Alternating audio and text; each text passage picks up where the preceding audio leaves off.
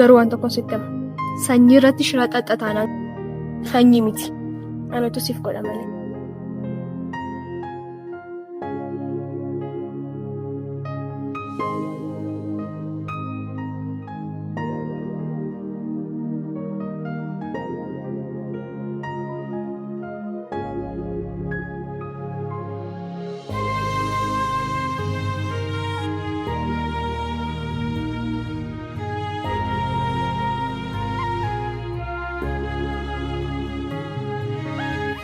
Dhaabadda waan asii wajjin haasofnu qabna.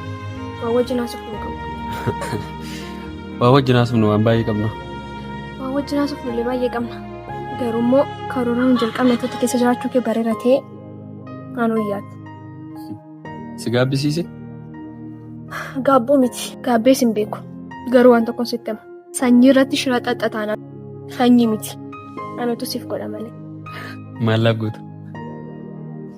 Ati waa'ee sanyii haasofta miti? Waa lamaafidha kanneen hojii kana jalqabeen. Innis maaliif maal? Tokko waa'ee gamnummaa kootii beektaa, waa'ee jagnummaa kootii beektaa, isaaf gahee leencaa baachuudha. Sumarraan kaasee gadaadhaaf waadaan galee galmaan ga'uudha. Maqaa kootiif gahee leencaa baadhee argamu. Lammaffaan immoo waa'ee keetiifidha. Gamnummaa. Ashii waa'een koo moo maali? Waa'een kee baay'ee si jaalladha. Sitti moo? Jaalalatti si taphattu kana chumatti odiste si wayyu. Yaa baartee akkasitti naasofte akkuma itti bareeddu akkuma inni itti sirraa bareedu sitti himuu hin danda'u. Fixee? Xumurri isaas hin jaalladhaadha. Garuu dhugaa koodha. Itti yaaduu qabdaani. Kun assaamintii jedhu. Waan itti yaaduu hin qabu.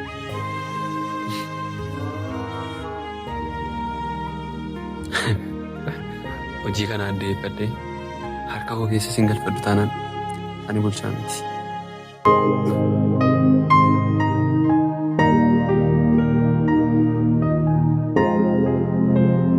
Tole sanyii ammaa siif bulchaa bakka tokkotti waan hin barbaadee fi sin lamaaniif bakka tokkotti waan sin hubachiisu waan hin qabuuf isaa bulchaadhaan bilbila amma.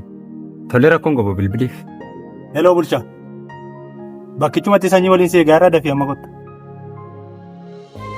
Tole kottamu. Boos. Bulchaa. Ogo. Dhufeera. Sanyii wajjin akkamii quba wal qabdu miti? Eeyyega. Bilbilaa wal hordofaa irra haala gaarii irra jiru. Sanyii siifis si ta'eera miti bulchaan akkamidha quba wal qabdu miti?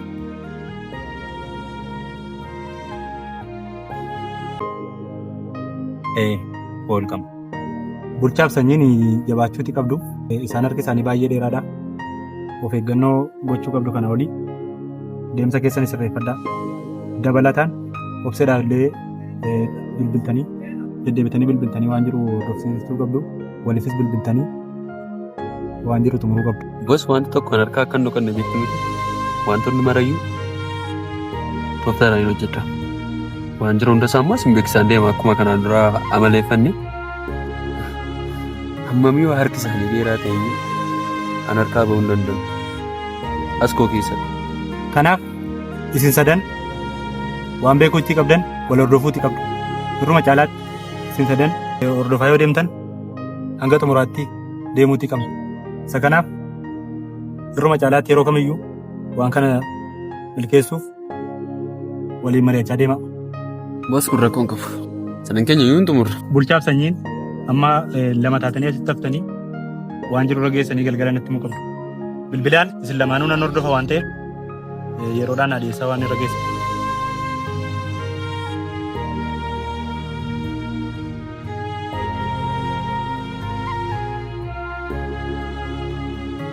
Naannoon kun natti tolaan jiru asii kaanii deemnee gaariidha. Rakkoon qabu. Deemuu dandeenya.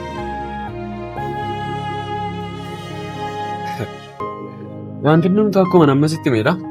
Yoo gadaan bilbilee galgalaa isuma ammaatti himta. Anis sanumaan itti wanta addaa tokko hin jiru. Garuu immoo kan itti dagachuu hin qabne.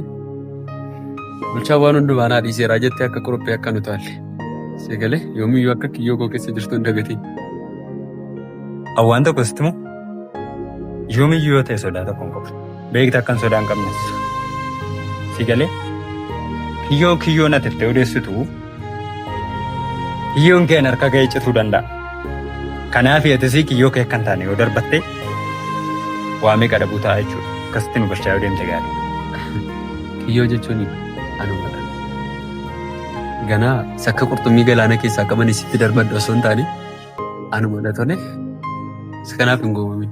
Waan tokko sitti himu ilaa kanaaf wanti walitti fidu hin jiru. Garuu hojii kana an akkati keessa jirtu tu nan beeka ta'ee ittiin galu turte. Sagalee gootummaa kee immoo mana barumsaa keessatti fiddee achumatti xumuradhu. Maaf itti waliin galleere. Maaf inni isnere. Maaf jala fiigdee gadaa jira.